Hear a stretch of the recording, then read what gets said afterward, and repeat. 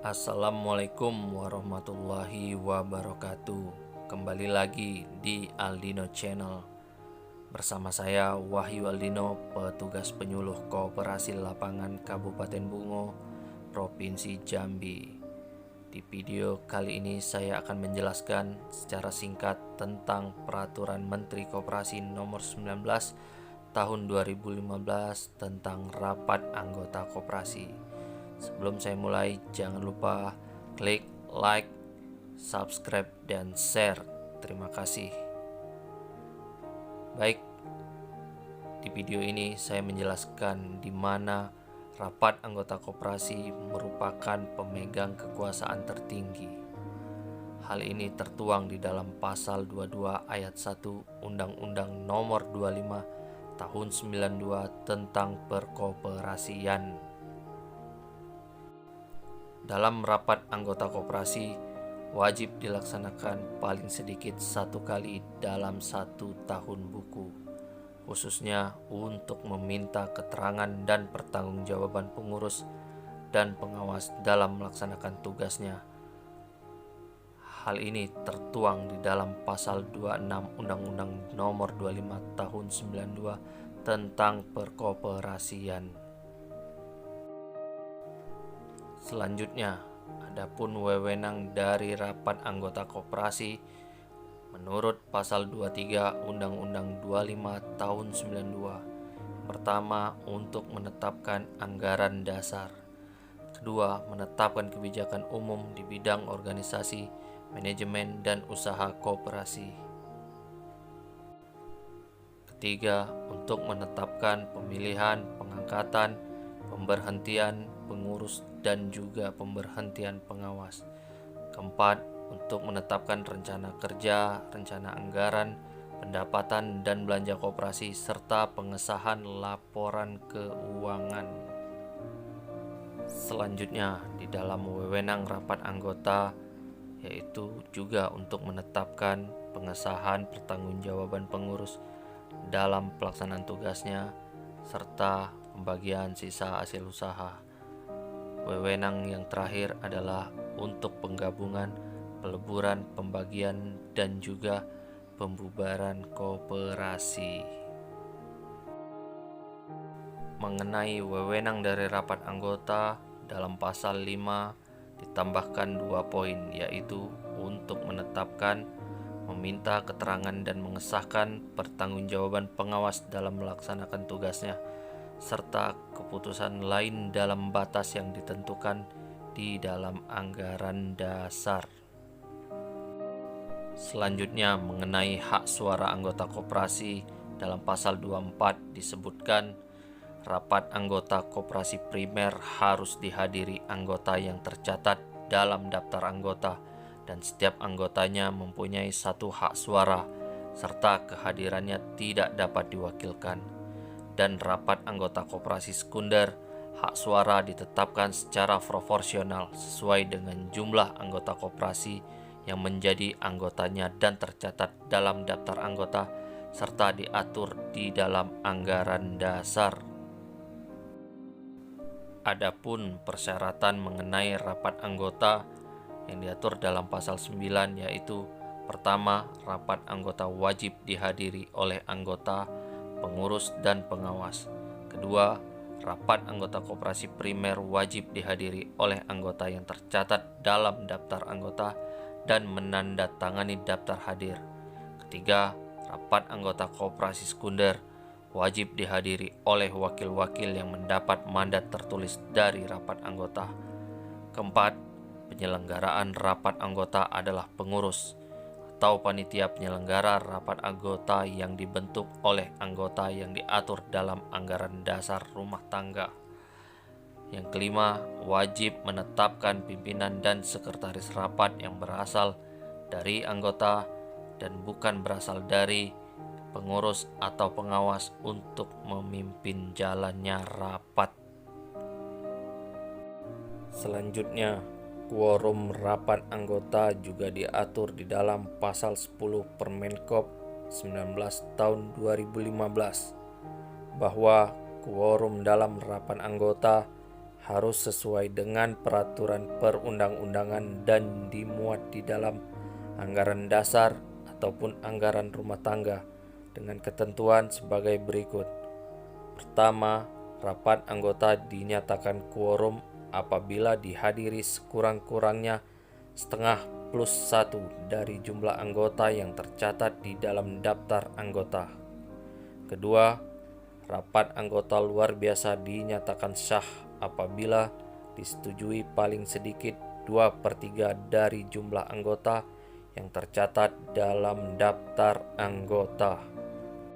Sementara itu, persiapan rapat anggota yang diatur dalam pasal 11 Permenkop 19 tahun 2015 diantaranya menyiapkan daftar hadir yang terdiri dari nama, nomor anggota, alamat, tanda tangan ataupun cap jempol, dan juga pengesahan oleh pimpinan rapat, serta tata tertib rapat anggota yang memuat judul dan nama rapat anggota, waktu, hari, tanggal, jam, serta tempat penyelenggaraan, dasar penyelenggaraan rapat anggota, dan juga maksud dan tujuan serta acara rapat anggota. Selanjutnya, peserta rapat dan jumlah kehadiran serta hak dan kewajiban peserta rapat, pimpinan rapat serta hak dan kewajiban yang dimiliki oleh pimpinan rapat. Tata tertib yang selanjutnya adalah tata cara pengambilan keputusan rapat anggota, syarat-syarat sahnya rapat anggota, serta lembar pengesahan rapat anggota oleh pimpinan dan sekretaris rapat. Jenis rapat anggota pada pasal 27 Undang-Undang 25 tahun 92 dan pasal 6 Permen KUKM 19 tahun 2015. Yang pertama, rapat anggota terdiri dari rapat anggota khusus dan rapat anggota tahunan. Kedua adalah rapat anggota luar biasa. Selanjutnya, kita akan membahas tentang rapat anggota khusus atau juga biasanya sering sekali disebut sebagai pra-RAT, di mana dalam rapat anggota khusus juga membahas dan memutuskan mengenai pertama, program kerja dan rencana kerja tahun berikutnya, kedua, pengembangan usaha, ketiga, penambahan modal penyertaan dalam rangka pemupukan modal, keempat, menetapkan batas maksimal bunga pinjaman dan juga imbalan, kelima, membentuk dan bergabung dengan koperasi sekunder, keenam, menunjuk akuntan publik untuk melakukan audit, ketujuh, keputusan untuk melakukan investasi, kedelapan, membahas perubahan anggaran dasar, penggabungan, pembagian, peleburan atau pembubaran koperasi, serta hal-hal lain yang terkait dengan pengembangan koperasi yang tidak dibahas dalam rapat anggota tahunan. Selanjutnya, di dalam rapat anggota tahunan, di mana laporan pertanggungjawaban pengurus meliputi LPJ tahunan pengurus selama 1 tahun buku lampau yang dibagi dalam 3 aspek, yaitu kelembagaan, usaha, dan keuangan, serta kejadian penting yang perlu dilaporkan pada anggota. Materi LPJ pengurus memuat perkembangan kondisi organisasi, laporan keuangan, perkembangan usaha, serta evaluasi rencana ataupun target dan pencapaian program.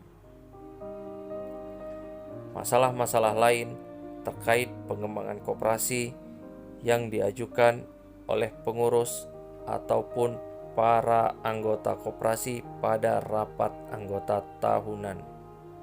Selanjutnya, laporan pertanggungjawaban pengawas meliputi pertama, LPJ tahunan pengawas, serta laporan hasil pengawasan selama 1 tahun buku lampau yang di dalamnya meliputi 3 aspek, yaitu kelembagaan, usaha, dan keuangan. Selanjutnya, materi LPJ pengawas memuat hasil pengawasan, sekurang-kurangnya memuat hasil pengawasan berkala, hasil pengawasan tahunan, serta rekomendasi hasil pengawasan yang dilakukan terhadap jalannya koperasi. Masalah-masalah lain terkait pengawasan jalannya pengelolaan koperasi yang diajukan oleh pengawas atau para anggota koperasi. Penjelasan selanjutnya adalah tentang rapat anggota luar biasa, di mana rapat anggota luar biasa dilaksanakan atas usul anggota paling sedikit 1/5 dari jumlah anggota koperasi karena berbagai alasan yang sangat penting dan mendesak. Permintaan penyelenggaraan rapat anggota luar biasa disampaikan secara tertulis kepada pengurus dengan tembusan pejabat yang berwenang. Rapat anggota khusus juga membahas mengenai pertama, penggabungan koperasi, peleburan koperasi, serta pembubaran koperasi. Dalam pasal 17 Permenkop nomor 10 tahun 2015 menjelaskan bahwa permohonan pengesahan perubahan anggaran dasar koperasi yang menerima penggabungan disampaikan oleh notaris dengan melampirkan pertama, 2 rangkap salinan anggaran dasar koperasi yang telah diubah bermaterai cukup. Kedua, data akta pendirian dan perubahan anggaran dasar koperasi hasil penggabungan. Ketiga, berita acara rapat penggabungan anggaran dasar koperasi yang menerima penggabungan. Keempat, berita acara atau pernyataan keputusan rapat anggota dari masing-masing koperasi yang bergabung. Kelima, anggaran dasar asli dari masing-masing koperasi yang akan bergabung. Serta terakhir, keenam adalah neraca awal koperasi hasil penggabungan. Adapun tata cara penggabungan koperasi terdiri dari 4 tahapan, yaitu tahapan pertama, para pengurus koperasi yang akan bergabung mengadakan pertemuan, lalu memberikan penjelasan kepada anggota masing-masing. Tahapan kedua, rapat penggabungan koperasi yang dihadiri oleh para kuasa dari masing-masing koperasi yang akan bergabung. Tahapan ketiga, rapat anggota penggabungan koperasi dihadiri oleh seluruh anggota koperasi yang bersedia ikut bergabung dan dalam rapat anggota penggabungan koperasi. Terakhir, di mana tahapan keempat, pengurus koperasi yang menerima penggabungan menyampaikan permohonan pengesahan perubahan anggaran dasar kepada pejabat Departemen Koperasi dan PPK sesuai peraturan perundang-undangan yang berlaku. Selanjutnya, di dalam peleburan koperasi yang tertuang pada pasal 14 Undang-Undang Koperasi yang menyebutkan bahwa penggabungan dan peleburan koperasi dilakukan dengan persetujuan rapat anggota masing-masing koperasi. Pada pasal 18 Permenkop nomor 10 tahun 2015 menjelaskan bahwa selain perubahan anggaran dasar karena penggabungan, 2 koperasi atau lebih dapat lakukan peleburan menjadi satu badan hukum koperasi baru.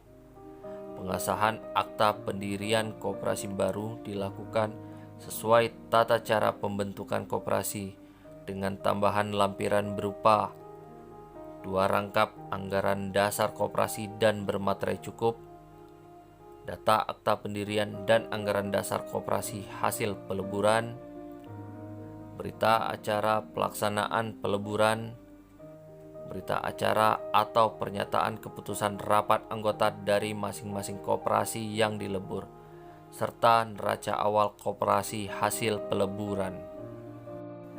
Adapun tata cara peleburan koperasi terdiri dari 4 tahapan, yaitu tahap pertama, di mana para pengurus koperasi yang akan melakukan peleburan mengadakan pertemuan, lalu memberikan penjelasan kepada anggota masing-masing mengenai maksud dan tujuan peleburan. Di tahapan kedua, dalam rapat peleburan koperasi yang dihadiri para kuasa dari masing-masing koperasi yang akan bergabung. Di tahapan ketiga, rapat anggota peleburan koperasi diputuskan, di mana ada rancangan perjanjian peleburan, pengesahan rancangan anggaran dasar koperasi, pemberian kuasa kepada pengurus koperasi hasil peleburan untuk menandatangani rancangan perjanjian peleburan yang telah disetujui, pengesahan keputusan pembayaran dan simpanan koperasi yang melaksanakan peleburan melalui pembayaran kembali simpanan kepada anggota yang tidak bersedia menjadi anggota koperasi peleburan, tata cara penyelesaian tuntutan atau tagihan dari para kreditur yang berkeinginan menagih kembali sejumlah uang yang menjadi haknya, dan tata cara penyelesaian tuntutan ganti rugi dan pihak-pihak yang bersangkutan. Tahapan keempat dalam peleburan koperasi, di mana pengurus koperasi yang hasil peleburan menyampaikan permohonan pengesahan perubahan anggaran dasar kepada pejabat Departemen Koperasi dan PPK sesuai peraturan perundang-undangan yang berlaku. Pembahasan terakhir yaitu terkait pembubaran koperasi, di mana dalam pasal 46 Undang-Undang Koperasi menyebutkan bahwa pembubaran koperasi dapat dilakukan berdasarkan pertama, keputusan rapat anggota dan keputusan pemerintah. Sedangkan dalam pasal 26 Permenkop 10 tahun 2015 ditambahkan dua hal yang menjadi dasar pembubaran koperasi, yaitu jangka waktu berdirinya telah berakhir serta tidak melaksanakan rapat anggota tahunan. Sekian penjelasan singkat dari saya. Jangan lupa tonton video saya yang lainnya. Jangan lupa klik like, subscribe, dan share. Terima kasih para subscriber. Dibantu yuk, jangan lupa klik ya. Terima kasih.